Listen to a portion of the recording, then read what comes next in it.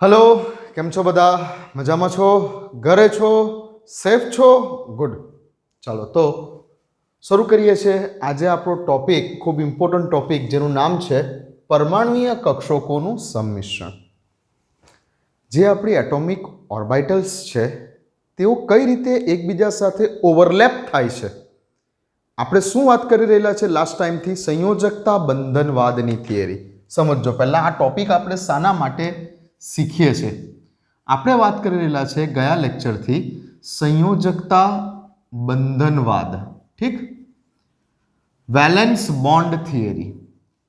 હવે આ valence bond theory મુજબ જ્યારે પરમાણુઓ એકબીજા સાથે સહસંયોજક બંધથી જોડાય છે સહસંયોજક બંધથી જ્યારે જોડાય છે ત્યારે लुईस डॉट स्ट्रक्चर प्रमाणे अने लुईसनी थियरी प्रमाणे तो इलेक्ट्रॉननी भागीदारी थाय छे अने सहसंयोजक बंध बने छे ए वात छे ज।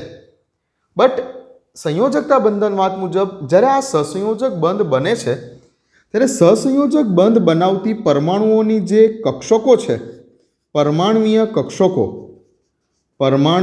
कक्षको एटॉमिक ऑर्बिटल्स आ परमाणुीय कक्षको एकबीजा साथे ओवरलेप थाय छे सम्मिश्रित थाय छे सम्मिश्रण पामे छे।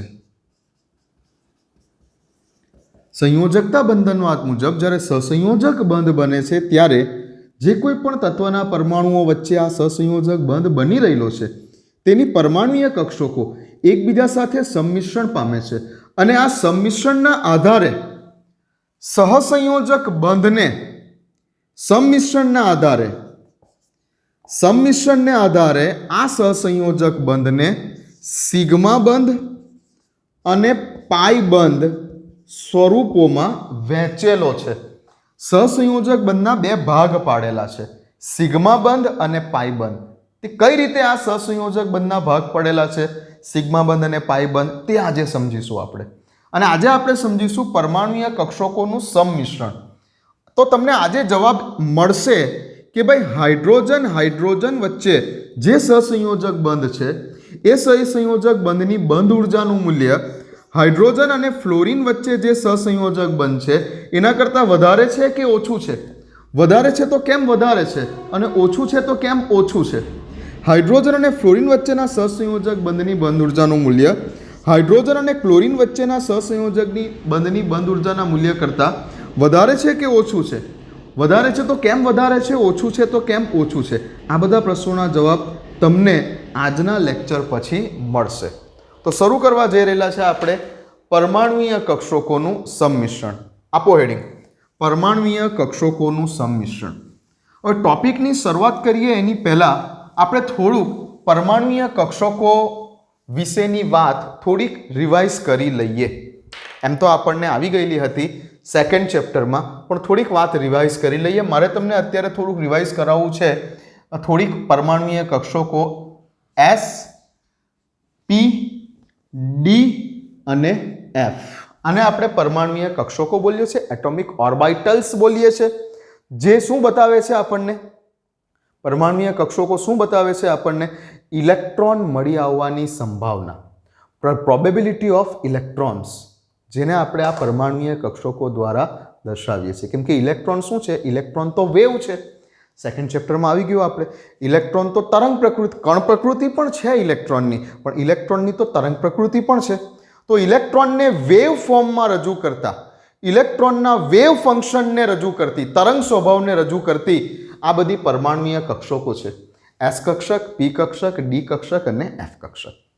जेमां एस कक्षक नो आकार आपणे वात करेली के गोळाकार छे। भाई कोई पण एस कक्षक होय तेनो आकार केवो छे एस कक्षकनो आकार गोळाकार छे। एक्स ऑर्बिटल गोळाकार छे बराबर 1s 2s कोई पण गोळाकार छे अने ते दिशाहीन छे। तेनी कोई डायरेक्शन नथी ते दिशाहीन छे अदिश छे बोली दो ने अदिश छे। एस कक्षक गोळाकार छे अने ते अदिश छे। ओके पी कक्षकनी ज्यारे वात करेली त्यारे याद करो कि पी कक्षकनो आकार केवो हतो डम्बेल आकारनी हती ડમ્બેલ આકાર હતી. અત્યારે મારે એસ અને પી નું જ કામ પડશે તો હું આ ડી અને એફ જવા દઉં છું. ડી ડબલ ડમ્બેલ છે ને વગેરે અત્યારે જવા દઉં છું. પી કક્ષક ડમ્બેલ આકાર હતી. હવે પી કક્ષક ડમ્બેલ આકાર છે જે સદિશ છે, એટલે કે મૂલ્ય અને દિશા બંને છે. તો 3 ડાયરેક્શનમાં આપણે પી ની પેટા કક્ષકો કેટલી બોલીએ છીએ? 3. px, py અને pz. તો 3 ડાયરેક્શન છે એની, x, y અને z. સદિશ છે. આકાર કેવો છે? ડમ્બેલ આકાર છે. સપોઝ કે મારે અત્યારે બતાવવું છે તમને px, py કે pz કોઈ ઓર્બિટલ બતાવવી છે તો જો આ એક રસાયણ વિજ્ઞાનમાં જે x, y અને z ડાયરેક્શનને બતાવવાની મેથડ છે એ જરાક શીખી લેજો.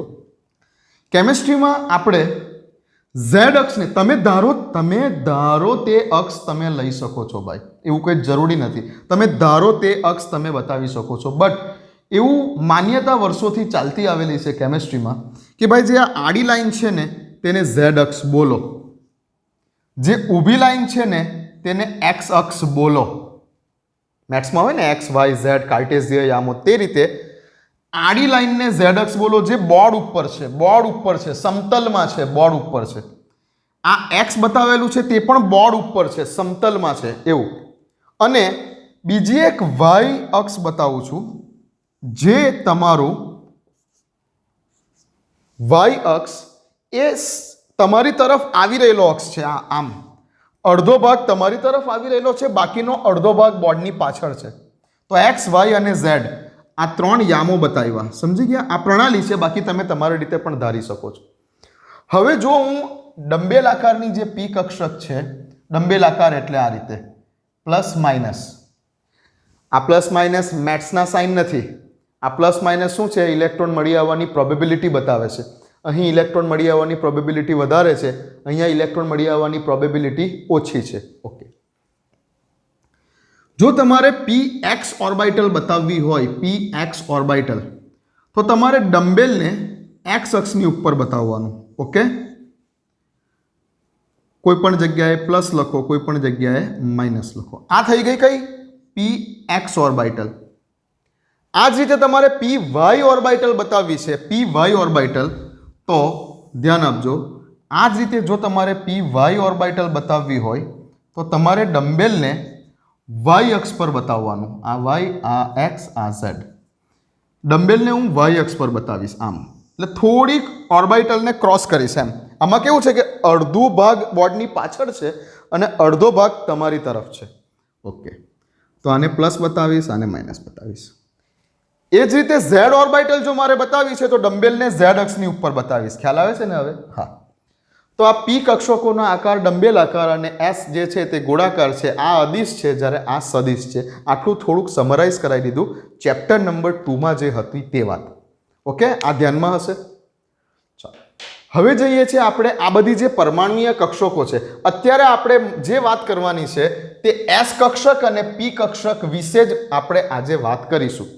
ઓકે, તો પરમાણુય કક્ષકોનું સંમિશ્રણ. જ્યારે બે પરમાણુઓ વચ્ચે સહસંયોજક બંધ બને છે તો અત્યાર સુધી લુઈસ થિયરી મુજબ, લુઈસ ડોટ સ્ટ્રક્ચર મુજબ શીખતા એવા તે મુજબ કે ભાઈ ઇલેક્ટ્રોનની ભાગીદારી થાય છે ત્યારે સહસંયોજક બંધ બને છે.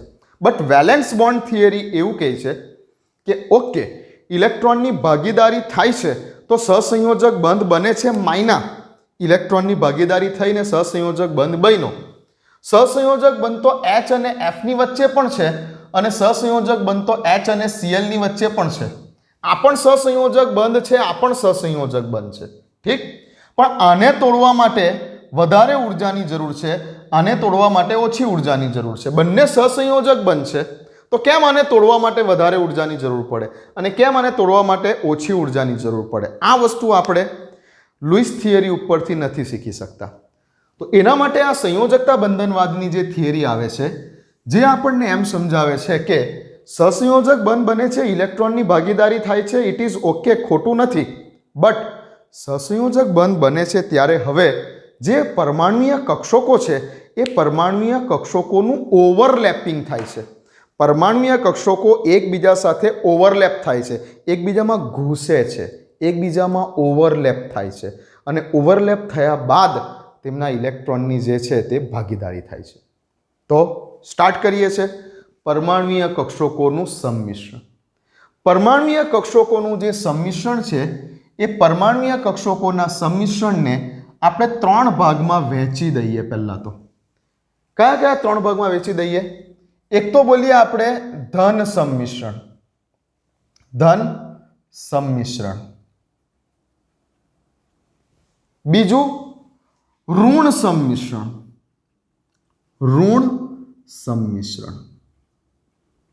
અને ત્રીજું શૂન્ય સંમિશ્રણ. 3 પ્રકારે આપણે વહેંચી દઈએ: ધન સંમિશ્રણ, ઋણ સંમિશ્રણ અને શૂન્ય સંમિશ્રણ. જ્યારે પરમાણુઓ એકબીજા સાથે જોડાઈને રાસાયણિક બંધની રચના કરે ત્યારે હંમેશા જો ધન સંમિશ્રણ થયું હશે, તો જ સહસંયોજક બંધનું નિર્માણ થયું હશે. પરમાણ્વીય કક્ષકોનું કેવું સંમિશ્રણ થાય તો સહસંયોજક બંધનું નિર્માણ થાય? ધન સંમિશ્રણ થાય તો જ સહસંયોજક બંધનું નિર્માણ થાય. ઋણ સંમિશ્રણ વખતે કે શૂન્ય સંમિશ્રણ વખતે સહસંયોજક બંધનું નિર્માણ થતું નથી. વાત ધ્યાનમાં રાખજો. ધન સંમિશ્રણ હશે તો જ તમારા સહસંયોજક બંધનું નિર્માણ થવાનું છે. ઋણ સંમિશ્રણ વખતે કે શૂન્ય સંમિશ્રણ વખતે તમારા સહસંયોજક બંધનું નિર્માણ થશે નહીં. ક્લિયર છે વાત? ઓકે, ચાલો. તો શું છે ધન સંમિશ્રણ? ધન સંમિશ્રણ એટલે માની લો કે મારી પાસે આ કોઈ એસ કક્ષક છે. આ કોઈ એસ કક્ષક છે. ઠીક? હા. એસ કક્ષકની તો કોઈ દિશા જ નથી ના. અને માની લો કે મારી પાસે આ જે છે તે ઝેડ અક્ષ છે. ઝેડ અક્ષ છે આ. અને ઝેડ અક્ષ ઉપર આ ઝેડ અક્ષ હશે અને ઝેડ અક્ષ ઉપર આ કોઈક પી ઝેડ ઓર્બિટલ છે. આ પી ઝેડ ઓર્બિટલ છે. ઝેડ અક્ષ ઉપર આવેલી પી ઝેડ ઓર્બિટલ. હવે જો આ એસની અંદર આ પી કક્ષક ઘૂસી ગઈ. આ એસ કક્ષક હતી આપણી. આ એસ કક્ષકમાં આ પી કક્ષક ઘૂસી ગઈ અને આ જગ્યા ઉપર એસમાં જે ઇલેક્ટ્રોન હશે તે અને પીનો જે ઇલેક્ટ્રોન હશે તે અહીંયા બંને ઇલેક્ટ્રોન એકબીજા સાથે ઇલેક્ટ્રોનની ભાગીદારી કરશે. એસની અંદર પી ઘૂસી ગઈ અને પછી જે સંમિશ્રણ થયું તેને કહેવાય ધન સંમિશ્રણ. જેમાં કેમ ધન સંમિશ્રણ? કેમ કે પી ઓર્બિટલનો આ પ્લસ વાળો લોપ અને માઇનસ વાળો લોપ આ જગ્યા ઉપર છે. પ્લસની સામે પ્લસ, પ્લસની સામે પ્લસ, ધન સંમિશ્રણ. જરૂરી નથી કે પ્લસની સામે પ્લસ, માઇનસની સામે માઇનસ હોય તો પણ ધન સંમિશ્રણ. મતલબમાં સરખી સાઇન હોવી જોઈએ. પ્લસની સામે પ્લસ તો માઇનસની સામે માઇનસ. એને ધન સંમિશ્રણ કહેવાય. ધીમે ધીમે સમજો. હજુ બીજું એક ઉદાહરણ આપો. આ પહેલું ઉદાહરણ થયું. બીજું એક ઉદાહરણ આપો. બંને પી ઓર્બિટલ લઈએ. બંને પી ઓર્બિટલ લઈએ. ધારો કે આ તમારી પાસે ઝેડ અક્ષ છે. આ તમારો ઝેડ અક્ષ છે. હવે સમજો, આ કોઈ એક પરમાણુની પી ઓર્બિટલ અને બીજા કોઈ પરમાણુની આ પી ઓર્બિટલ. ઓકે, આ કઈ છે તો કે પી ઝેડ જ છે. ઝેડ અક્ષ ઉપર બતાવી એટલે પી ઝેડ. આ કઈ છે? આ પણ પી ઝેડ છે. હવે પી ઝેડ ઓર્બિટલ્સ વચ્ચે જો બંને પી ઝેડ ઓર્બિટલ એકબીજામાં ઘૂસી ગઈ, ઠીક, તો આ જગ્યા ઉપર ઇલેક્ટ્રોનની ભાગીદારી થઈ હશે. તો પી ઝેડ ઓર્બિટલ વચ્ચે આના પ્લસ લોપની સામે આનો પ્લસ લોપ આવે છે. તો આ પ્રકારનું જે સંમિશ્રણ થયું તેને પણ આપણે ધન સંમિશ્રણ બોલીશું. શું પ્લસની સામે પ્લસ આવે તો જ ધન સંમિશ્રણ, માઇનસની સામે માઇનસ આવે તો શું સાહેબ, એ પણ લઈ લઈએ ઉદાહરણ. ચલો ફરી પાછી આ ઝેડ, આ કોઈ એક પરમાણુની pz ઓર્બિટલ, આ કોઈ બીજા પરમાણુની pz ઓર્બિટલ, બંને વચ્ચે આ કંઈક ભાગીદારી થઈ. આ જગ્યા ઉપર આના માઇનસ વાળા લોપની સામે, આના માઇનસ વાળા લોપની સામે આનો માઇનસ વાળો લોપ આવે છે અને પ્લસ વાળા લોપ આમ છે, આ પ્લસ વાળા લોપ છે. ઓકે, તો માઇનસની સામે માઇનસ આવે છે તો પણ ધન સંમિશ્રણ, પ્લસની સામે પ્લસ આવે છે તો પણ ધન સંમિશ્રણ. ક્લિયર? આડી બતાવી, કોઈ કહે કે સાહેબ ઊભી બતાવી દો. ચલો ફરીથી આ ઝેડ અક્ષ છે, એક્સ અક્ષ 90 ડિગ્રી પર હશે એટલે આ થઈ ગઈ સપોઝ કે px, અને બીજા કોઈ પરમાણુની px બતાવું તો જુઓ આ કોઈ બીજા પરમાણુ માટેની px. હવે અહીંયા આ સંમિશ્રણ થયું, આ સંમિશ્રણ થયું, બંને પરમાણુઓની px ઓર્બિટલ, આના પ્લસની સામે આનો પ્લસ, આના માઇનસની સામે આનો માઇનસ, તો આ પણ કઈ થયું, ધન સંમિશ્રણ. તો આ બધા જ ધન સંમિશ્રણના ઉદાહરણો છે. ઓકે, આ કઈ છે, pz ની સામે pz. સહસંયોજક બંધ ક્યારે પોસિબલ છે, જ્યારે ધન સંમિશ્રણ થાય. ધન સંમિશ્રણ થાય એટલે પ્લસ વાળા લોપની સામે પ્લસ વાળો લોપ આવવો જોઈએ, માઇનસ વાળા લોપની સામે માઇનસ વાળો લોપ આવવો જોઈએ, અને અને અને ઓરિએન્ટેશન સમાન હોવું જોઈએ. સંમિશ્રિત થતી બંને કક્ષકોનું ઓરિએન્ટેશન સમાન હોવું જોઈએ. એટલે જો એક pz લીધી તો બીજી pz જ, એક px લીધી તો બીજી px જ, એક py લો તો બીજી પણ py જ લેવાની. પછી જો તમે એક કક્ષકને px બોલો અને બીજી કક્ષક py બોલો અને એવું બોલો કે હવે x અને y નું સંમિશ્રણ થશે, તો એ નહીં થાય. pz ની સામે pz જ જોઈએ, px હોય તો બીજી પણ px જ જોઈએ, py હોય તો એની સામે સંમિશ્રણ થવા માટે py જ જોઈએ. બરાબર, એકની સામે બીજું નહીં, અલગ નહીં જોઈએ. તો પ્લસની સામે પ્લસ, માઇનસની સામે માઇનસ, એટલે કે જે સાઇન છે, જે સંજ્ઞા છે તે સરખી હોવી જોઈએ, અને ઓરિએન્ટેશન, દિક વિન્યાસ ઓરિએન્ટેશન સમાન હોવો જોઈએ, તો ધન સંમિશ્રણ થાય. અને જો ધન સંમિશ્રણ થાય તો જ સહસંયોજક બંધનું નિર્માણ થાય છે. લખી લો આટલી વાત પોઈન્ટ બનાવીને.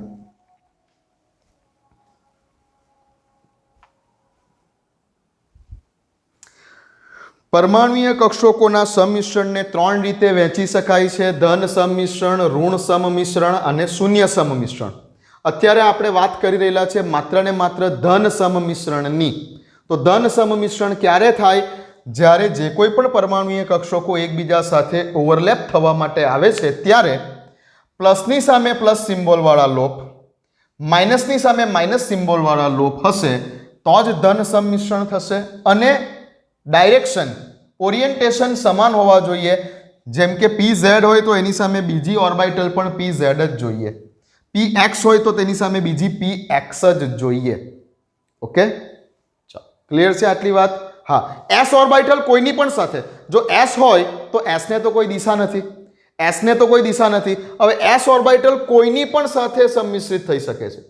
s ની પોતાની કોઈ દિશા નથી એટલે s ઓર્બિટલ કોઈ એવું કહે કે px સાથે થઈ શકે, થઈ શકે. s ઓર્બિટલ py સાથે થઈ શકે, થઈ શકે. s ઓર્બિટલ pz સાથે થઈ શકે, સંમિશ્રિત થઈ શકે. s કોઈ પણ પ્રકારની px, py કે pz કોઈ પણ ઓરિએન્ટેશનમાં જો સામે એક પરમાણુ પાસે s ઓર્બિટલ છે તો સામેવાળા બીજા પરમાણુની કોઈ પણ ઓર્બિટલ સાથે તે સંમિશ્રિત થઈ શકે, px, py કે pz. ઓકે, ચાલો પાછું s પર s ની સાથે d સંમિશ્રણની વાત નહીં કરતા, s ની સાથે માત્ર p ની સંમિશ્રણની વાત કરવાની. કે સંમિશ્રણ થવા માટે હું તમને કહીશ પછી લાસ્ટમાં, ટોપિક પતાવ્યા પછી લાસ્ટમાં હું તમને કહીશ કે સંમિશ્રણ માટેની અગત્યની શરતો. ઠીક, ચાલો લખી લો આટલું, પછી ઋણ સંમિશ્રણ પર જઈએ.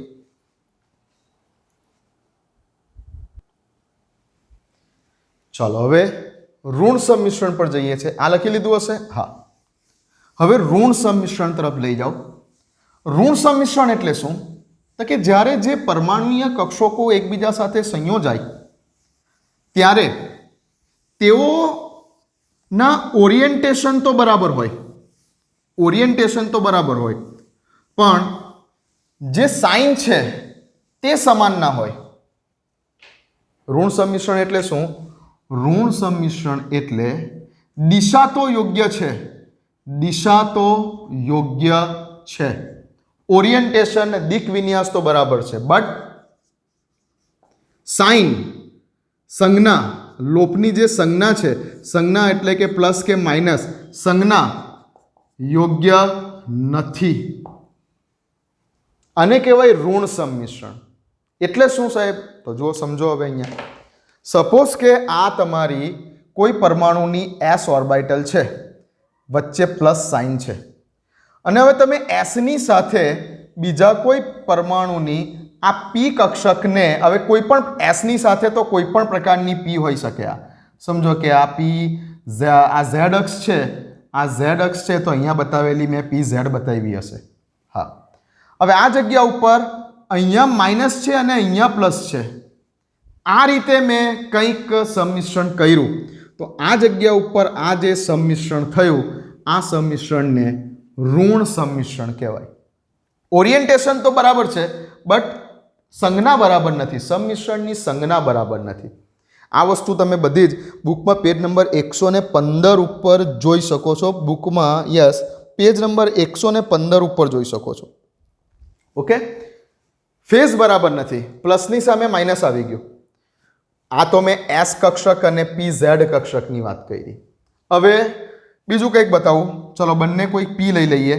આ તમારી પાસે એક કોઈ પરમાણુની પી ઝેડ કક્ષક છે, આ બીજા કોઈ પરમાણુની પી ઝેડ કક્ષક છે, ઝેડ અક્ષ ઉપર છે, પી ઝેડ કક્ષક છે. ઓકે, ડાયરેક્શન બરાબર છે, દિક વિન્યાસ ઓકે છે. હવે સમજો કે આનો આ પ્લસ છે, આનો માઇનસ છે, લો, બટ આ જગ્યા ઉપર અહીંયા માઇનસ છે અને અહીંયા પ્લસ છે, તો પ્લસની સામે માઇનસ આવી ગયું.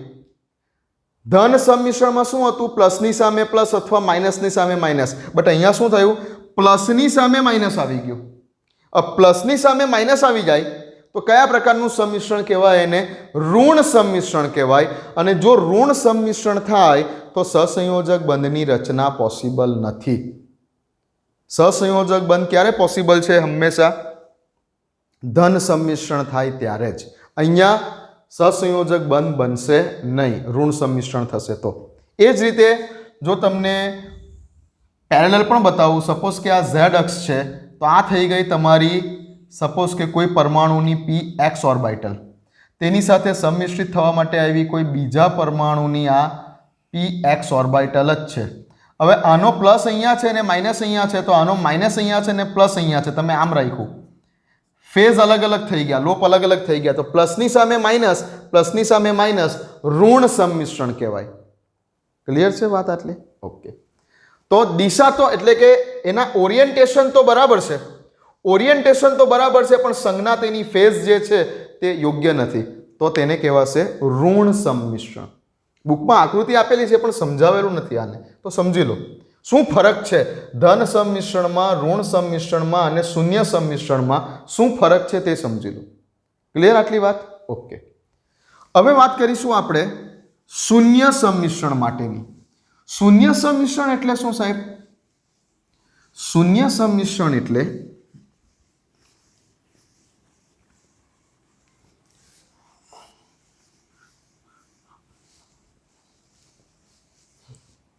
શૂન્ય સંમિશ્રણ એટલે શું સાહેબ? શૂન્ય સંમિશ્રણ એટલે ઓરિએન્ટેશન, દિક વિન્યાસ બરાબર નથી. દિક વિન્યાસ બરાબર નથી. શૂન્ય સંમિશ્રણ એટલે શું? આ એક શબ્દ યાદ રાખો, ઓરિએન્ટેશન બરાબર નથી. દેખાય છે બરાબર? એક મિનિટ. એટલે શું? દિક વિન્યાસ બરાબર નથી એનો અર્થ શું સમજો. શૂન્ય સંમિશ્રણમાં ધારો કે આ તમારી પાસે આ ઝેડ અક્ષ છે, આ ઝેડ અક્ષ છે. ઓકે, આ તમારી પાસે એક કોઈ પરમાણુની એસ કક્ષક છે, એસ કક્ષક છે, ગોળાકાર છે, હા પ્લસ છે. હવે તમારે જો આ એસ કક્ષક સાથે સંમિશ્રિત કરવી હોય બીજી કોઈ કક્ષકને, તો આ જગ્યા ઉપર તમારે એક્સિયલ સંમિશ્રણ બતાવવું પડે, એટલે કે પી ઝેડ ઓર્બિટલ લેવી પડશે. એસ અક્ષ સાથે બતાવવું હોય તો ઝેડ અક્ષની ઉપર, બટ આ જગ્યા ઉપર તમે લઈ લો છો અહીં પી એક્સ ઓર્બિટલ, આ પ્લસ અને માઇનસ. અહીંયા પ્લસ માઇનસ સાથે કોઈ લેવા દેવા નથી, પ્લસ માઇનસ સાઇન સાથે આમાં મતલબ નથી, આમાં તો વિન્યાસ જ બરાબર નથી. હવે કેવી રીતે ઘૂસશે આ એસ ઓર્બિટલ આ પી ઓર્બિટલમાં? કઈ રીતે ઘૂસશે? નહીં ઘૂસી શકે, ઓવરલેપ નહીં કરી શકે. સમજો, હજુ બીજું એક આકૃતિ બતાવું એટલે ખ્યાલ આવશે. સપોઝ કે તમે આ જગ્યા ઉપર આ ઝેડ અક્ષ ઉપર ઝેડ અક્ષ લઈ લીધો. હવે તમે શું કર્યું? તમે લીધી એક પી એક્સ કક્ષક, આ પી એક્સ કક્ષક, ઓકે, અને બીજી તમે કઈ લીધી? બીજી ઓર્બિટલ તમે લીધી પી વાય. પી વાય કેવી છે? અડધો ભાગ તેનો બોર્ડની પાછળ છે અને અડધો ભાગ બોર્ડની આગળ છે. પી એક્સ કેવી છે?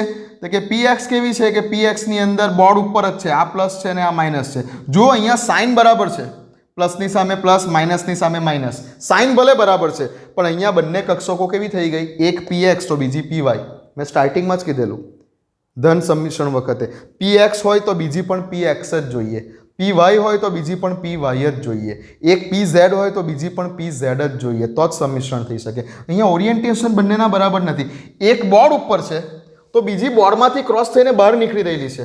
આમ આ જે છે તે બોર્ડની અડધો ભાગ બોર્ડની પાછળ છે અને અડધો ભાગ બોર્ડની આગળ છે, તો કેવી રીતે બંનેના લોપ સંમિશ્રિત થઈ શકે? આ બંનેના લોપ કઈ રીતે સંમિશ્રણ પામી શકે? અડધો ભાગ બોર્ડની પાછળ છે આનો અને અડધો ભાગ બોર્ડની આગળ છે, તો એકબીજાની અંદર ઘૂસી જ નહીં શકે. સમજી શકો છો? ઓકે, તો એકબીજા સાથે ઓવરલેપ થઈ શકશે નહીં. ઇન શોર્ટ, એક પી એક્સ છે તો બીજી પી વાય છે. સંમિશ્રણ ક્યારે થાય? જ્યારે બંને સરખી હોય તો જ સંમિશ્રણ થાય. અહીંયા સંમિશ્રણ થશે જ નહીં, શૂન્ય સંમિશ્રણ. અહીંયા તો કોઈ પોસિબિલિટી નથી એકબીજામાં ઘૂસવાની, આ શૂન્ય સંમિશ્રણ છે. ઓકે, તો સહસંયોજક બંધનું નિર્માણ ક્યારે થાય? કે જ્યારે પરમાણ્વીય કક્ષકોનું કેવા પ્રકારનું સંમિશ્રણ થાય? ધન સંમિશ્રણ થાય ત્યારે. તો સહસંયોજક બંધ બનાવવા માટે પરમાણ્વીય કક્ષકોનું સંમિશ્રણ કેવું હોવું જોઈએ according to valence bond theory? આ તમને માત્ર મારે આકૃતિઓ જે બુકમાં પેજ નંબર 115 પર આપેલી હતી તે સમજાવવાની હતી, માટે આ કરાવ્યું છે. હવે જે અગત્યનું છે તે તમે ધ્યાન રાખી લો, નોટ કરી લો કે પરમાણ્વીય કક્ષકોનું સંમિશ્રણ સહસંયોજક બંધનું નિર્માણ થાય છે એ દરમિયાન આ પરમાણ્વીય કક્ષકોનું સંમિશ્રણ થવા માટેની શરતો according to valence bond theory કેવી હોવી જોઈએ? તો પહેલી શરત એક તો એ છે કે એકબીજા સાથે ઉર્જામાં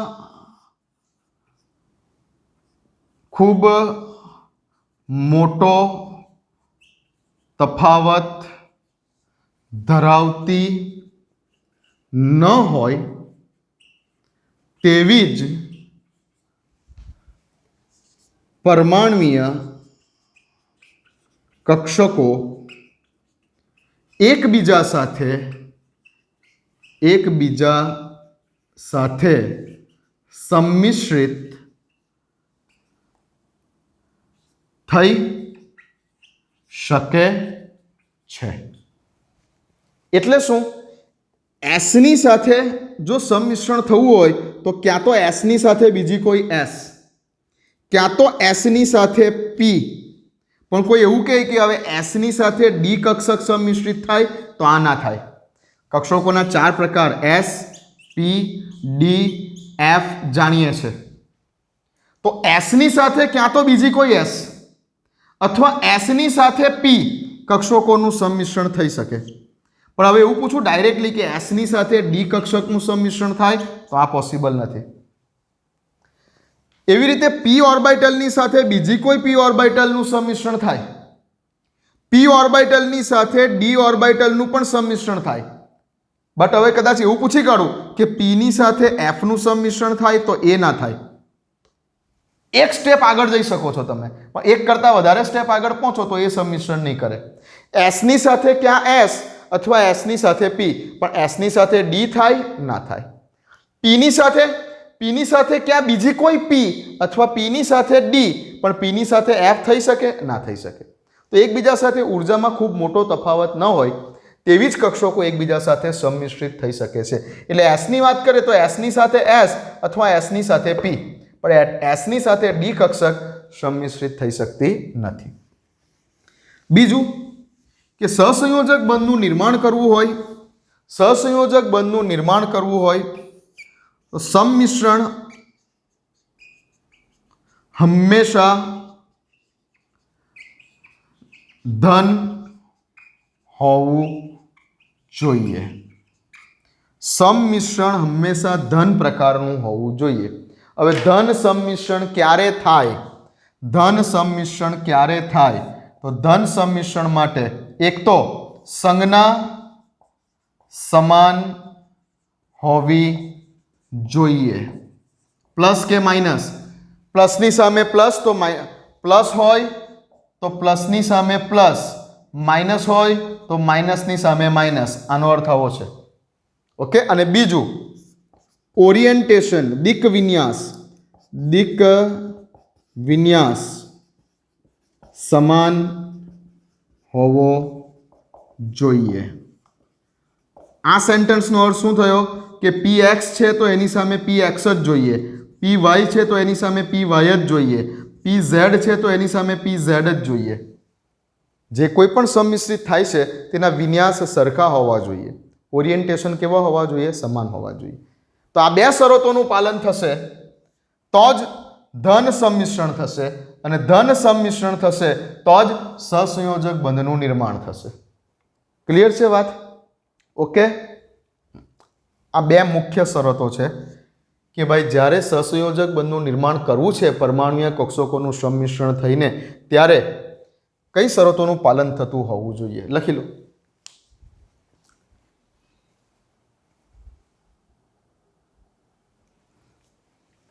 ચલો, લખાઈ ગયું? હા. હવે હું વાત કરીશ કે ભાઈ આ પરમાણુય કક્ષકો એકબીજા સાથે સંમિશ્રિત થાય ત્યારે કઈ રીતે સહસંયોજક બંધના જે બે પ્રકાર કીધેલા સિગ્મા બંધ અને પાઈ બંધ, એ બંધોનું નિર્માણ થાય. ઓકે. પહેલા વાત કરીશું આપણે પરમાણુય કક્ષકોના સંમિશ્રણમાં કે જ્યારે પરમાણુય કક્ષકો એકબીજા સાથે સંમિશ્રિત થાય ત્યારે કઈ રીતે સિગ્મા બંધ બને. સંમિશ્રણના પ્રકાર, જે સંમિશ્રણ થવાનું છે, હવે આ સંમિશ્રણના પ્રકાર વિશેની વાત કરીએ છીએ આપણે, કે જેના ઉપરથી આપણે હવે સહસંયોજક બંને બે પ્રકારોમાં વહેંચીશું. તો સંમિશ્રણનું પ્રકારમાં આપણે બે પ્રકારે સંમિશ્રણ કરી શકીશું. એક કરી શકીશું આપણે એક્સિયલ, અક્ષો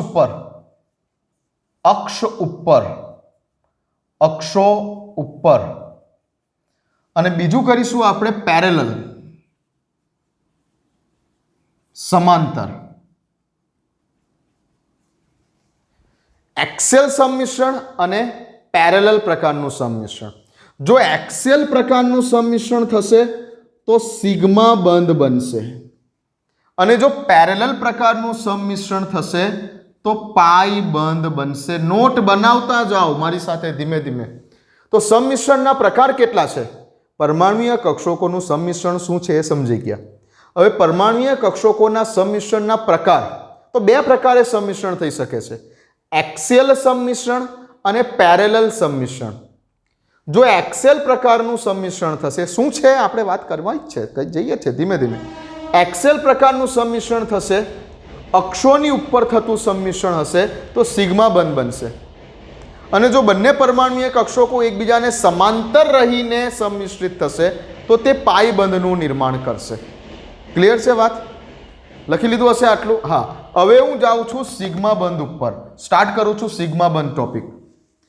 ચાલો, સિગ્મા બંધ ક્યારે બની? શું છે આ સિગ્મા બંધ અને પાઈ બંધ બંને શું છે? તો સિગ્મા બંધ અને પાઈ બંધ બંને સહસંયોજક બંધના જ નામ છે. તો સહસંયોજક બંધનો પહેલો પ્રકાર સિગ્મા પ્રકારનો સહસંયોજક બંધ, સિગ્મા બંધ, સિમ્બોલ આ રીતે છગડે 6 કરવાનો, સિગ્મા બંધ. સિગ્મા પ્રકારનો સહસંયોજક બંધ ક્યારે બને? સિગ્મા પ્રકારનો સહસંયોજક બંધ, એક શબ્દ યાદ રાખો, ખાલી એક શબ્દ, એક્સિયલ ઓવરલેપિંગ. ગુજરાતીમાં શું બોલાશે? અક્ષીય સંમિશ્રણ. પરમાણ્વીય કક્ષકોનું અક્ષીય સંમિશ્રણ થશે, અક્ષોની ઉપર સંમિશ્રણ થશે, ત્યારે સિગ્મા પ્રકારનો બંધ બનશે. સિગ્મા પ્રકારનો બંધ ક્યારે બને? પરમાણ્વીય કક્ષકોનું એક્સિયલ ઓવરલેપિંગ થાય, અક્ષોની ઉપર સંમિશ્રણ થાય તો સિગ્મા પ્રકારનો બંધ બનશે. જેમ કે ઉદાહરણ આપો સાહેબ આનું. તો આની અંદર આપણે સમજીએ, નંબર 1 પહેલા તો એસ પ્રકારનું સંમિશ્રણ, એસ પ્રકારનું સંમિશ્રણ, જેના ઉદાહરણમાં આપણે લઈએ હાઇડ્રોજનનો અણુ. હાઇડ્રોજનનો અણુ કઈ રીતે બનેલો અણુ છે? તો કે હાઇડ્રોજનનો અણુ 2 હાઇડ્રોજન પરમાણુઓના જોડાવાથી બનતો અણુ છે. 2 હાઇડ્રોજન પરમાણુઓના જોડાવાથી બનતો અણુ છે. હાઇડ્રોજનનો પરમાણુ ક્રમાંક 1 એટલે ઇલેક્ટ્રોન રચના 1s1, 1s1. ઓકે, કઈ કક્ષક છે આ? એસ કક્ષક. એસ કક્ષક એટલે કેવી? તો કે આ ગોળાકાર. ઠીક, ચાલો. બીજી પણ કઈ છે? એસ કક્ષક, એ પણ કેવી? ગોળાકાર. ચાલો, ઠીક. આ બંને એસમાં એક ઇલેક્ટ્રોન છે, તો ઇલેક્ટ્રોન જે છે એને અહીંયા બતાવું વચ્ચે, આનો એક ઇલેક્ટ્રોન, આનો એક ઇલેક્ટ્રોન. આ થઈ ગયું પરમાણુય કક્ષકોનું સંમિશ્રણ, અને અહીં જે બંધ બન્યો હશે તે બંધને કહેવાશે સિગ્મા બંધ. જે તમે એચ બંધ એચ બતાવો છો એ સહસંયોજક બંધ તો ખરો, પણ કેવા પ્રકારનો સહસંયોજક બંધ? સિગ્મા પ્રકારનો સહસંયોજક બંધ. હવે આ જગ્યા ઉપર એક્સિયલ સંમિશ્રણ બતાવી શકાય એમ નથી. કેમ કે એસ કક્ષક તો દિશા જ નથી, તો એને કયા અક્ષ પર બતાવી? એટલે હંમેશા યાદ રાખો કે જે કોઈ પણ જગ્યા પર એસ કક્ષક સંમિશ્રણમાં ભાગ લેતી હશે ત્યારે બનતો બંધ હંમેશા સિગ્મા બંધ હશે. સ્ટાર કરું છું, આ પોઈન્ટને લખી રાખો. જ્યારે પણ કોઈ પણ સંમિશ્રણમાં જ્યારે એસ કક્ષક ભાગ લેતી હશે, એસ કક્ષક જ્યારે ભાગ લેતી હશે ત્યારે જે બંધ બનશે તે બંધ હંમેશા કેવા પ્રકારનો બંધ હશે? સિગ્મા બંધ જ હશે. લખી રાખજો આ સેન્ટેન્સ. એસ કક્ષક જ્યારે પણ સંમિશ્રણમાં ભાગ લેતી હશે ત્યારે બનતો બંધ હંમેશા સિગ્મા બંધ જ હશે. લખી રાખજો. ઓકે, તો આ થઈ ગયું એસ પ્રકારનું સંમિશ્રણ. હવે જ્યારે એસ અને પી પ્રકારનું સંમિશ્રણ સમજાવીશ ને ત્યારે પેલું એક્સેલ સંમિશ્રણ વિશે આઈડિયા આવશે. લખી લીધું આ? તો એસ પ્રકારનું સંમિશ્રણ, એક પરમાણુની એસ કક્ષક બીજા પરમાણુની એસ કક્ષક સાથે જ ઓવરલેપ થાય એટલે એકબીજામાં ઘૂસી જાય, ત્યારે 2 પરમાણુઓ વચ્ચે બનતો સહસંયોજક બંધ, જેને આપણે બોલીશું સિગ્મા પ્રકારનો બંધ. ચાલો, હવે વાત કરીએ છીએ આપણે sp પ્રકારના સંમિશ્રણ માટે. સેકન્ડ, પહેલું પતી ગયું ss પ્રકારનું સંમિશ્રણ. બીજી વાત કરીએ, નંબર 2, s ની સાથે p કક્ષક લઈ લઉં અને પછી સંમિશ્રણ કરું તો? s ની સાથે p લઈ લઉં અને પછી સંમિશ્રણ કરું તો? આના માટે લઈ લઉં ઉદાહરણ તરીકે HF નો અણુ લઈ લઉં. HF નો અણુ, HF ના અણુમાં H બોન્ડ F છે, H અને F ની વચ્ચે આ સહસંયોજક બનશે. હાઇડ્રોજનનો પરમાણુ ક્રમાંક 1 એટલે 1s1 વત્તા તેની સાથે જોડાયેલું છે ફ્લોરિન માટે 1s2, 2s2 and 2p5. Okay, હવે સમજો એસ કક્ષક તો ગોળાકાર છે. હવે આ સંપૂર્ણ ભરાયેલી અને આ થઈ ગઈ 2p કે જેમાં 3 ખાના છે આ રીતે. હા, પેટા કક્ષકો px, py, pz, જેમાં 1 2 3 4 અને 5 આ એક અર્ધપૂર્ણ ભરાયેલી કક્ષક છે. યાદ રાખજો કે સંમિશ્રણમાં હંમેશા અર્ધપૂર્ણ ભરાયેલી કક્ષકો જ ભાગ લે. લખી દો તો શરતો લખાવેલી ને, લગભગ 2 શરતો લખેલી, એક ત્રીજી શરત લખી દો. આની આગળ મેં તમને શરતો લખાવેલી, સંમિશ્રણ થવા માટેની શરતો. એમાં એક ત્રીજી શરત લખી દો કે સંમિશ્રણમાં હંમેશા કેવા પ્રકારની, એક ત્રીજી શરત લખી દો નંબર 3 આપીને. આની આગળ મેં તમને શરતો લખાવેલી, એમાં એક ત્રીજી શરત લખી દો, રહી ગયેલી લખવાની, કે ભાઈ સંમિશ્રણ હંમેશા અર્ધપૂર્ણ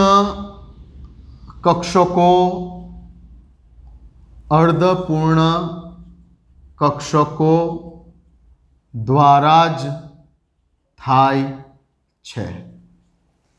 આ તો સંપૂર્ણ ભરાયેલી છે, આ પણ સંપૂર્ણ ભરાયેલી છે, આ અર્ધપૂર્ણ ભરાયેલી છે. PZ, તો PZ સંકરણમાં ભાગ લેશે અહીંયા. તો હવે PZ બતાવું. PZ એટલે Z અક્ષ બતાવીશ આડો, એના ઉપર ડંબેલ આકારની છે. હા, આ ડંબેલ બતાવી દીધું. આ તમારો Z અક્ષ હશે, Z અક્ષ ઉપર મેં બતાવ્યું ડંબેલ. આ પ્લસ છે તો પ્લસની સામે પ્લસવાળો લોપ લઈશ. હા, હવે આ S કક્ષકમાં રહેલો હાઇડ્રોજનનો આ એક ઇલેક્ટ્રોન અને અહીંયા જે આ એકલો ઇલેક્ટ્રોન છે, આ ઇલેક્ટ્રોન બંને સંકરણમાં ભાગ લેશે. એટલે સમજો કે આ છે આનો ઇલેક્ટ્રોન, કે આ છે હાઇડ્રોજનનો ઇલેક્ટ્રોન, આ એક છે હાઇડ્રોજનનો ઇલેક્ટ્રોન અને આ જે છે અહીંયા આ જગ્યા ઉપર તે છે PZ વાળો ઇલેક્ટ્રોન. ઓકે, તો આ થયું સંમિશ્રણ. આ હાઇડ્રોજનની S અને આ ફ્લોરિનની કઈ PZ પ્રકારની. તો આને કહેવાય SP પ્રકારનું સંમિશ્રણ. હાઇડ્રોજનની S માં ફ્લોરિનવાળી PZ કક્ષક ઘૂસી ગઈ અને બંધ બનાવી દીધો. SP પ્રકારનું સંમિશ્રણ લખો. ચાલો, લખ્યું હશે? હા. તો પહેલું SS પ્રકારનું સંમિશ્રણ. SS પ્રકારનું સંમિશ્રણ થાય તો સિગ્મા બંધ બને, જેમાં આપણે હાઇડ્રોજનનું ઉદાહરણ લીધેલું અને તેમાં કંઈક આવી આકૃતિ બતાવેલી, બંને S કક્ષક હોય તો. હવે આ કેવું થયું? એક S કક્ષક અને બીજી P કક્ષક. તો આ એક S કક્ષક થઈ અને આ થઈ ગઈ P કક્ષક. આ બંને વચ્ચે ઓવરલેપિંગ બતાવ્યું અને બંધ બન્યો. ચાલો, હવે વાત કરીએ P ની સાથે P પ્રકારનું સંમિશ્રણ. તો ધ્યાન આપો, P ની સાથે P પ્રકારનું સંમિશ્રણ. એક પરમાણુની P કક્ષક બીજા પરમાણુની P કક્ષક સાથે સંમિશ્રિત થાય તો અહીંયા ઉદાહરણ લીધેલું H2 નું, જેમાં આકૃતિ હતી કંઈક આ રીતની. ઓકે, અહીંયા ઉદાહરણ લીધેલું HF નું, જેમાં આકૃતિ હતી હાઇડ્રોજનની S કક્ષક અને ફ્લોરિનવાળી આ P કક્ષક ડંબેલ આકારની. આ એક S તો આ P, આ S ની સામે બીજી S. ઓકે, પ્લસની સામે પ્લસ, પ્લસની સામે પ્લસ. ઓકે, આ સંમિશ્રણ. હવે બતાવું છું ત્રીજું ઉદાહરણ. એમાં હું P ની સામે P કક્ષકનું સંમિશ્રણ બતાવીશ. P ની સામે P કક્ષકનું સંમિશ્રણ. ઓકે, P ની સામે P કક્ષકનું સંમિશ્રણ છે. એમાં આપણે ઉદાહરણ લઈએ F2 અણુનું. ચાલો, ફ્લોરિનના અણુનું ઉદાહરણ લઈએ. ફ્લોરિનની ઇલેક્ટ્રોન રચના 1s2 2s2 2p5. શું આ સંકરણમાં ભાગ લેશે? નહીં લે. આ પણ અત્યારે નહીં લે. P છે, P ની અંદર 3 ખાના છે. હા, પહેલાનું નામ PX, બીજાનું નામ PY, ત્રીજાનું નામ PZ. 1 2 3 4 5. આ રહી અર્ધપૂર્ણ ભરાયેલી કક્ષક ફ્લોરિનની. જેવી રીતે એક ફ્લોરિન પાસે PZ કક્ષક અર્ધપૂર્ણ ભરાયેલી છે, એવી રીતે બીજા ફ્લોરિન પાસે પણ તો PZ કક્ષક અર્ધપૂર્ણ ભરાયેલી હશે. F2 છે એટલે તો બંને ફ્લોરિન પાસે એક એક PZ કક્ષક અર્ધપૂર્ણ ભરાયેલી હશે. તો બતાવું અહીંયા. ચાલો, આ છે Z અક્ષ, આ એક ફ્લોરિનની PZ કક્ષક. આ Z અક્ષ છે ભાઈ, આ Z અક્ષ છે અને આ PZ કક્ષક છે. બીજા ફ્લોરિનની અલગ પેનથી બતાવું. ચાલો, અલગ પેનથી બતાવું. આ બીજા ફ્લોરિનની PZ કક્ષક, આ બીજા ફ્લોરિનની PZ કક્ષક. આ Z અક્ષ જ છે, ઠીક છે ને? હા, આ Z અક્ષ છે. જોજો, આ એક ફ્લોરિનની PZ કક્ષક આ બીજા ફ્લોરિનની PZ કક્ષક, બંને અર્ધપૂર્ણ ભરાયેલી હશે, બંનેમાં એક એક ઇલેક્ટ્રોન હશે, જે ભાગીદારી કરવા જવાનો છે. હા, બંને ફ્લોરિનની PZ કક્ષકો વચ્ચે અહીં આ જગ્યા ઉપર ઇલેક્ટ્રોનની ભાગીદારી થઈ, જોઈ શકો છો. અને ઇલેક્ટ્રોનની ભાગીદારી થઈને આ જગ્યા ઉપર આ બંધ બન્યો. ફ્લોરિન ફ્લોરિન વચ્ચે આ એક ફ્લોરિન અને બીજા ફ્લોરિનની વચ્ચે આ બંધનું નિર્માણ થયું હશે, જેમાં બંનેના એક એક ઇલેક્ટ્રોને અહીંયા સંમિશ્રણમાં ભાગ લીધો છે. ઓકે, બંને કક્ષકો એકબીજા સાથે ઓવરલેપ થઈ, જોઈ શકો છો. બરાબર. અને કઈ જગ્યા ઉપર ઓવરલેપ થઈ? તો કે અક્ષની ઉપર જ ઓવરલેપ થઈ. જો આ Z અક્ષ જ હતો, અક્ષની ઉપર જ છે. આ પોતાના જ અક્ષ ઉપર, અક્ષની ઉપર જ ઓવરલેપ થઈ છે. એક્સિયલ ઓવરલેપિંગ, પોતાની અક્ષની ઉપર ઓવરલેપ થયેલી છે. આ પણ Z અક્ષ છે, અહીંયા PZ ઓર્બિટલ જ હતી ને. હા, તો Z અક્ષ છે, અક્ષની ઉપર જ ઓવરલેપિંગ થયું, અક્ષની ઉપર ઓવરલેપિંગ થયું. આ અક્ષ ઉપર જ ઓવરલેપિંગ થયેલું છે, એક્સિયલ ઓવરલેપિંગ. ક્લિયર? તો એક્સિયલ ઓવરલેપિંગથી હંમેશા સિગ્મા બંધનું નિર્માણ થાય છે. આ તેના ઉદાહરણ છે. SS પ્રકારનું સંમિશ્રણ, SP પ્રકારનું સંમિશ્રણ. આ S છે તો આ P છે, SP પ્રકારનું સંમિશ્રણ, જેમાં HF નું ઉદાહરણ લીધું. PP પ્રકારનું સંમિશ્રણ, જેમાં બંનેની PZ કક્ષકો એકબીજા સાથે ઓવરલેપ થઈ, Z અક્ષ ઉપર જ, આ Z અક્ષની ઉપર જ ઓવરલેપિંગ થઈ, એક્સિયલ ઓવરલેપિંગ. F2 અણુનું ઉદાહરણ લીધું. આમાં જોઈ લીધું હશે, લખી લો.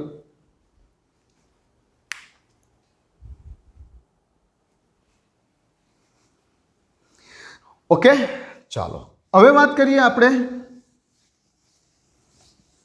પેરેલલ પ્રકારનું સંમિશ્રણ. પેરેલલ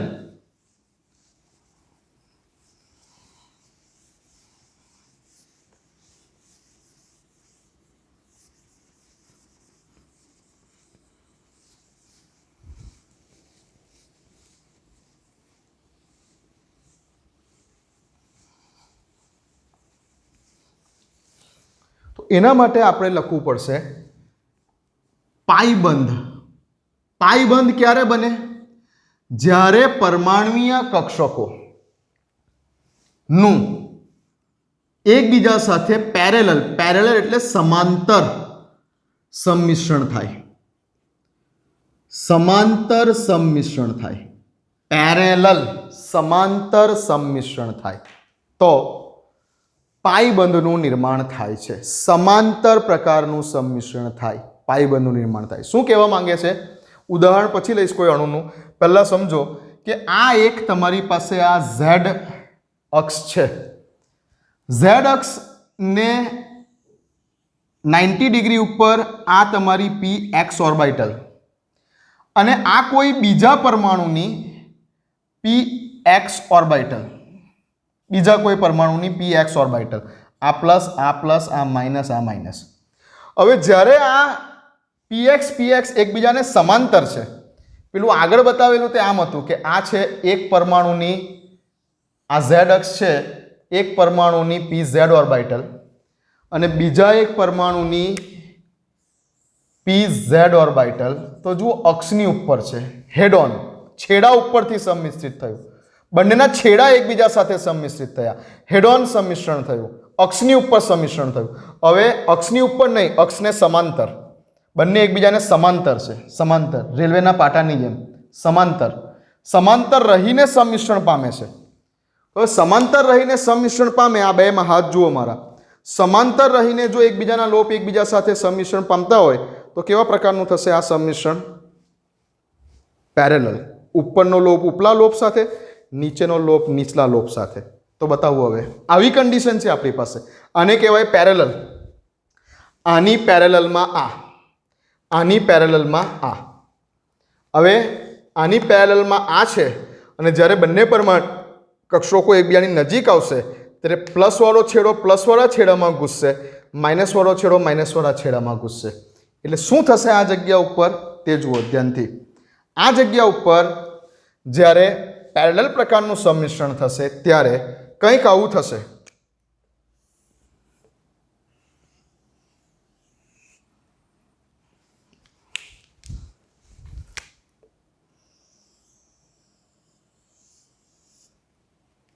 આકૃતિ બરાબર નહીં દોરાય ને? ચાલો ફરી બતાવું, જરાક મોટી બતાવું. આ ઝેડ અક્ષ છે.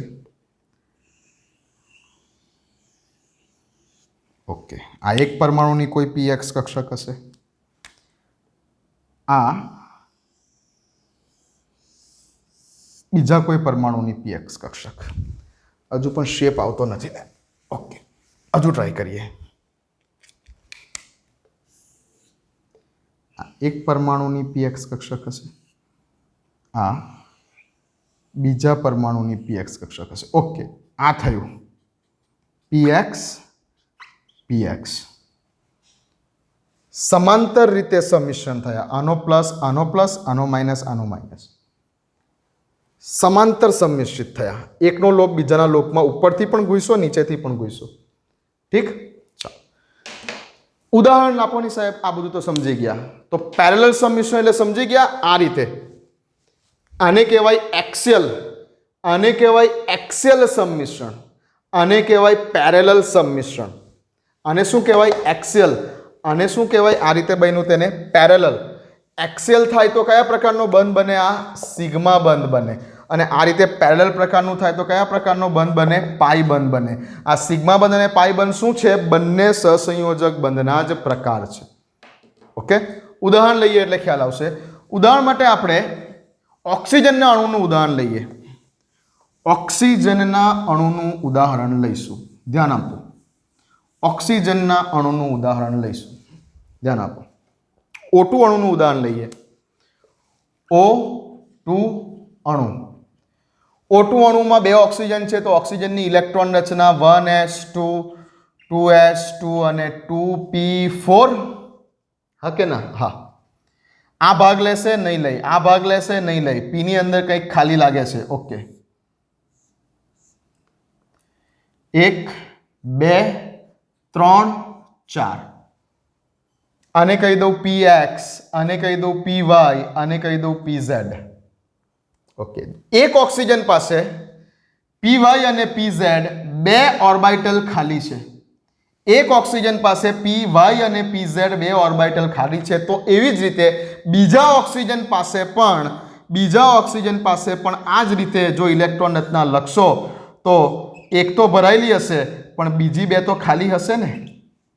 એક તો ભરાયેલી હશે આ px, બીજા ઓક્સિજન પાસે પણ py અને pz આ 2 તો ખાલી હશે ને. હા, તો હવે બતાવું છું હું તમને કઈ રીતે ઓક્સિજન ઓક્સિજન વચ્ચે બંધનું નિર્માણ થાય છે. આ એક ઓક્સિજન, હવે સમજો, 2 એટમ વચ્ચે, આ એક મોસ્ટ ઇમ્પોર્ટન્ટ પોઈન્ટ, 2 પરમાણુઓ વચ્ચે હંમેશા પહેલો બંધ જે બને તે સિગ્મા બંધ જ હોય. 2 પરમાણુઓ વચ્ચે હંમેશા પહેલો બંધ જે બને તે સિગ્મા બંધ જ હોય. પહેલો બંધ હંમેશા સિગ્મા જ બને. હવે તમને અત્યારે ખબર છે O2 અણુમાં લુઈસ ડોટ સ્ટ્રક્ચર પ્રમાણે શીખી ગયા કે O2 અણુમાં ઓક્સિજન ઓક્સિજન વચ્ચે દ્વિબંધ છે, 2 બંધ છે. હવે 2 બંધ પૈકી પહેલો બંધ જે બન્યો હશે તે હંમેશા સિગ્મા બંધ જ હશે અને બીજો બંધ જે કોઈ પણ બનશે તે હંમેશા પાઈ બંધ હશે. 2 પરમાણુઓ વચ્ચે હંમેશા પહેલો બંધ જે બને તે હંમેશા સિગ્મા બંધ જ હોય અને ત્યારબાદ હંમેશા પાઈ બંધ જ બને. ધ્યાન રાખો આ સેન્ટેન્સને. 2 પરમાણુઓ વચ્ચે બનતો સૌપ્રથમ બંધ હંમેશા સિગ્મા બંધ અને ત્યાર પછી જો કોઈ બંધ બને તો તે બધા પાઈ બંધ. આ વસ્તુને હંમેશા યાદ રાખો, કાયમ માટે યાદ રાખો. પણ મોલેક્યુલર ઓર્બિટલ થિયરી શીખવાડીશ ત્યારે આ વસ્તુ રોંગ થઈ જશે. અત્યારથી કહી રાખું છું. મોલેક્યુલર ઓર્બિટલ થિયરીમાં એવા 1-2 ઉદાહરણ કહીશ કે જેમાં આ વસ્તુ રોંગ થઈ જશે.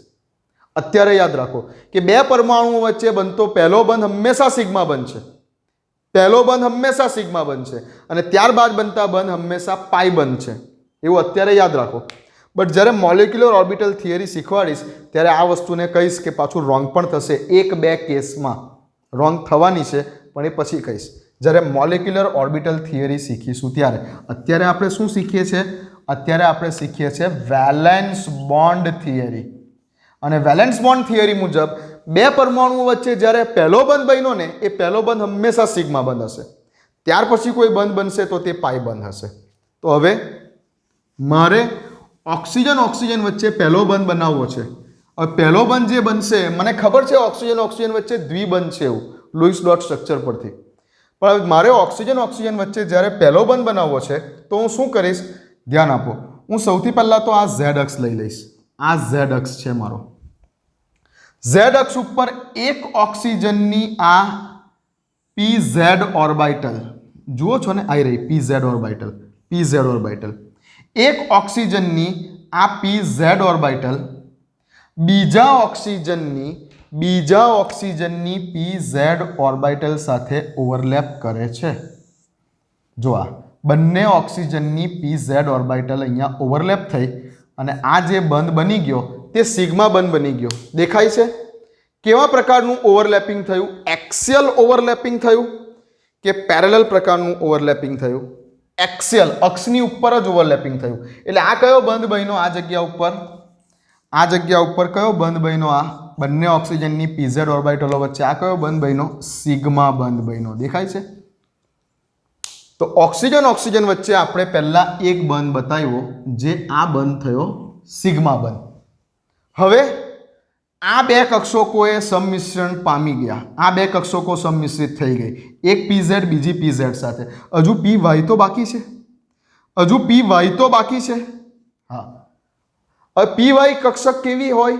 તો કે અડધી બોર્ડની પાછળ અને અડધી બોર્ડની આગળ, અડધી બોર્ડની પાછળ અને અડધી બોર્ડની આગળ. અથવા તો એક કામ કરી દો, અહીંયા તમે પી વાયને ભરી દો ને, એટલે તમને એક્ઝેક્ટલી પેલામાં ખ્યાલ નહીં આવે. અને પી એક્સને ખાલી બતાવી દો, કોઈ પ્રોબ્લેમ નથી. પી વાયને ભરી દો, પી એક્સને ખાલી બતાવી દો. ચાલો, બંને ઓક્સિજન પાસે હવે પી એક્સ ઓર્બિટલ ખાલી છે. પી એક્સ ઓર્બિટલ કેવી છે? એક્ઝેક્ટલી ઝેડ અક્ષને કાટખૂણે 90 ડિગ્રીએ. તો જો આ પહેલા ઓક્સિજનની પી એક્સ ઓર્બિટલ બતાવી અને આ બીજા ઓક્સિજનની પી એક્સ ઓર્બિટલ બતાવી. અહીંયા મારે વારે ઘડીએ કહેવાનું ના હોય, તમારે સમજી જવાનું હોય કે આ જગ્યા ઉપર શું હશે? પ્લસ. તો અહીંયા પણ શું હશે? પ્લસ. અહીંયા શું હશે? માઇનસ. તો અહીંયા શું હશે? માઇનસ. એવી રીતે અહીંયા પ્લસ તો પ્લસ, માઇનસ તો માઇનસ. હા, હવે આ બંને ઓક્સિજનની પી એક્સ ઓર્બિટલ થઈ. પહેલા ઓક્સિજનની પી એક્સ ઓર્બિટલ, બીજા ઓક્સિજનની પી એક્સ ઓર્બિટલ, બંને ઓક્સિજનની પી એક્સ ઓર્બિટલ. હવે આ પી એક્સ ઓર્બિટલ એકબીજા સાથે સંમિશ્રિત થવું છે, એટલે કે આને આની અંદર ઘૂસવું છે અને આને આની અંદર ઘૂસવું છે. કઈ રીતે ઘૂસે? વચ્ચે તો પેલો સિગ્મા બંધ બની ગયેલો છે, વચ્ચે તો સિગ્મા બંધ બની રહેલો છે. હવે પેલો પાઈ બંધ બને કેવી રીતે? વચ્ચે આ નડે ને આને એકબીજામાં ઘુસાડશો કઈ રીતે? દોરવાની સ્ટાઇલ શું રહેશે? તો આ બંને એકબીજામાં ઘૂસી જાય છે, જે દર્શાવવાની સ્ટાઇલ છે. અને આમ કરી દેવામાં આવે, આમ, અને આમ કરી દેવામાં આવે. આ સિમ્બોલ શું બતાવે છે? કે આ બંને એકબીજામાં ઘૂસી ગયેલા છે એકચ્યુઅલી, અને આ બંને એકબીજામાં ઘૂસી ગયેલા છે, આવું બતાવે છે. આ સિમ્બોલ કરો એનો અર્થ આવો થઈ ગયેલો છે કે આ લોપ અને આ લોપ એકબીજામાં મિક્સ થઈ ગયા છે, આમ. અને નીચેવાળા લોપ, આ લોપ અને આ લોપ એકબીજામાં મિક્સ થઈ ગયા છે, ઉપરથી નીચેથી. પણ દોરવાનું અટપટું લાગે એટલે આને આમ કરીને બે લાઈન આમ કરી દેવાની ને બે લાઈન આમ કરી દેવાની. તો આ જે બંધ બન્યો બીજો, જે પેરેલલ સંમિશ્રણ થયું, પેરેલલ સમાંતર રાખીને સંમિશ્રણ થયું, તો જે બીજો બંધ બન્યો હશે તે કયો બંધ હશે? પાઈ બંધ.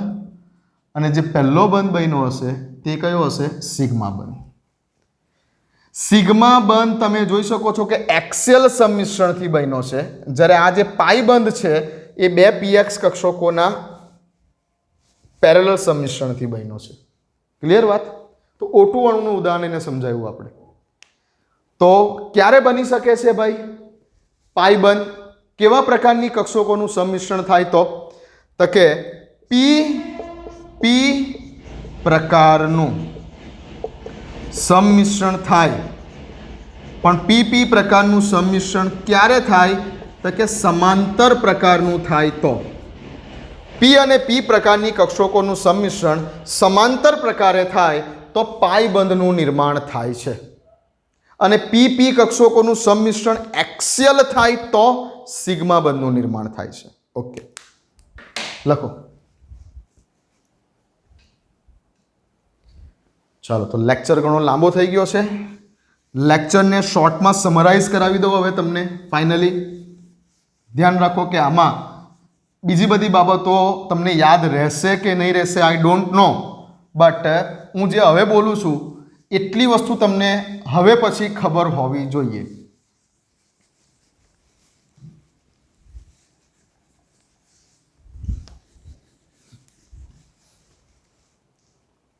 ધ્યાન આપો. સહસંયોજક બંધ, સહસંયોજક બંધ, સહસંયોજક બંધના બે પ્રકાર. કયા કયા બે પ્રકાર? સિગ્મા બંધ અને પાઈ બંધ. સિગ્મા બંધ કેવાય ક્યારે રચાય તો કે SS પ્રકારનું સંમિશ્રણ થાય તો, SS પ્રકારનું સંમિશ્રણ થાય તો. બીજું SP પ્રકારનું સંમિશ્રણ થાય તો, અને ત્રીજું P પ્રકારનું એક્સિયલ સંમિશ્રણ થાય તો સિગ્મા બંધ બને. બીજું યાદ રાખો, સિગ્મા બંધમાં કે બે પરમાણુ વચ્ચે બનતો પહેલો બંધ હંમેશા સિગ્મા બંધ હોય છે. પહેલો બંધ હંમેશા સિગ્મા બને, ત્યાર પછી કોઈ બંધ બને છે તો તે બધા પાઈ બનશે, પણ પહેલો બંધ જે બને ને તે હંમેશા સિગ્મા બને. પણ આ વસ્તુ પાછી મોલેક્યુલર ઓર્બિટલ થિયરીમાં રોંગ થવાની છે. આ વસ્તુ લખી છે according to valence bond theory. પાઈબંધમાં તમે યાદ રાખો એક જ વસ્તુ કે P પ્રકારનું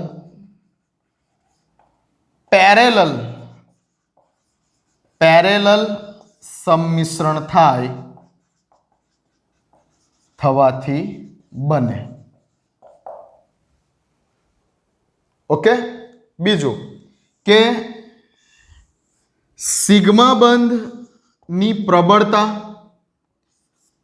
પાઈ બંધની પ્રબળતા કરતા પ્રબળતાની દ્રષ્ટિએ કયો બંધ વધારે મજબૂત છે? સિગ્મા બંધની પ્રબળતા પાઈ બંધની પ્રબળતા કરતા વધારે છે. કેમ? કારણ કે સિગ્મા બંધ જ્યારે જ્યારે પણ બને છે ત્યારે સંમિશ્રણ વધુ પ્રમાણમાં થાય છે.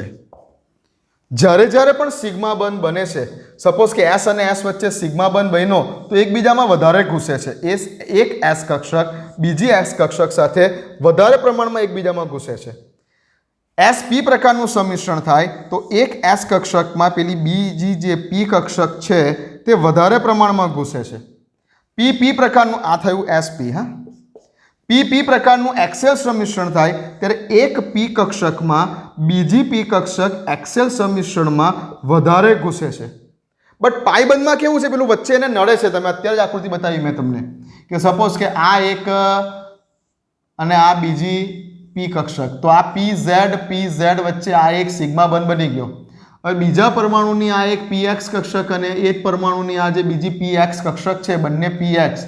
હવે આ બંને પેરેલલ એકબીજા સાથે સંમિશ્રિત થવું હોય તો વચ્ચે આ સિગ્મા બંધને નડે, એટલે અહીંયા જે આ સંમિશ્રણ થવાનું કંઈક તે આના કરતાં ઓછું થશે, કેમ કે વચ્ચે આ નડતર રૂપ છે. વચ્ચે કંઈક એને નડી રહેલું છે. કેવી રીતે સંમિશ્રણ પામે? એને સંમિશ્રણ પામે કેવી રીતે? ઉપરથી નીચેથી પેલું વચ્ચે નડી રહેલું છે, એને આ નડી રહેલું છે વચ્ચે. તો આ જે સંમિશ્રણ થવાનું છે ને તે આના કરતાં તો ઓછું થશે. એટલે સિગ્મા બંધમાં સંમિશ્રણ હંમેશા વધારે થાય અને પાઈ બંધમાં કમ્પેરેટિવલી સંમિશ્રણ ઓછું થાય છે. સંમિશ્રણ ઓછું થાય છે. માટે સિગ્મા બંધ પ્રબળ બંધ છે અને પાઈ બંધ નિર્બળ બંધ છે. સિગ્મા બંધ હંમેશા પ્રબળ બંધ, પાઈ બંધ હંમેશા નિર્બળ બંધ. તેનું રીઝન આ છે. ઓકે, તો સહસંયોજક બંધના બે પ્રકાર, સિગ્મા બંધ અને પાઈ બંધ. સિગ્મા બંધ ક્યારે ક્યારે બને? એસ પ્રકારનું સંમિશ્રણ, એસપી પ્રકારનું સંમિશ્રણ, પીપી પ્રકારનું સંમિશ્રણ. પાઈ બંધ ક્યારે ક્યારે બને? પીપી પ્રકારનું પેરેલલ સંમિશ્રણ. જો પીપી પ્રકારના સંમિશ્રણમાં પીપી પ્રકારનું સંમિશ્રણ અહીંયા પણ શબ્દ છે, પીપી પ્રકારનું સંમિશ્રણ અહીંયા પણ શબ્દ છે. સિગ્મામાં પણ પીપી પ્રકારનું સંમિશ્રણ છે, પાઈ બંધમાં પણ પીપી પ્રકારનું સંમિશ્રણ છે. બટ એક્સેલ સંમિશ્રણ થયું તો સિગ્મા બંધ, અને પીપી પ્રકારની કક્ષકોનું પેરેલલ સંમિશ્રણ થયું તો પાઈ બંધ. શબ્દ અગત્યના છે, એક્સિયલ અને પેરેલલ, અક્ષીય અને સમાંતર. ક્લિયર? તો અહીં આપણી સિગ્મા બંધ અને પાઈ બંધના કોન્સેપ્ટ પૂરા થાય છે. ઓકે, તો સંયોજકતા બંધનવાદમાં જેટલું જાણવું જોઈએ એટલું તમે જાણી ગયા છો. ચલો મળીએ આગળ.